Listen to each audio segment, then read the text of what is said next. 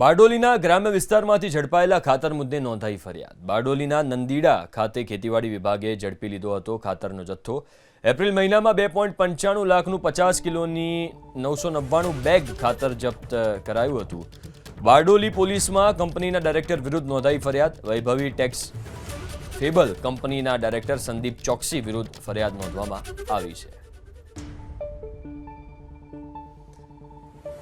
April મહિનામાં 2.95 લાખનું 999 bag ખાતર ઝડપાયું હતું। પોલીસમાં કંપનીના ડાયરેક્ટર વિરુદ્ધ ફરિયાદ નોંધવામાં આવી છે।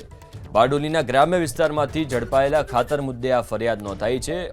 999 બેગ 50 કિલોની 999 બોરીઓ ખાતરની હતી એ ઝડપાઈ હતી, જપ્ત કરાઈ હતી। બારડોલી પોલીસમાં ડાયરેક્ટર વિરુદ્ધ ફરિયાદ નોંધાવી। વૈભવી ટેક્સ ફેબલ કંપનીના ડાયરેક્ટર સંદીપ ચોકસી વિરુદ્ધ ફરિયાદ નોંધવામાં આવી છે।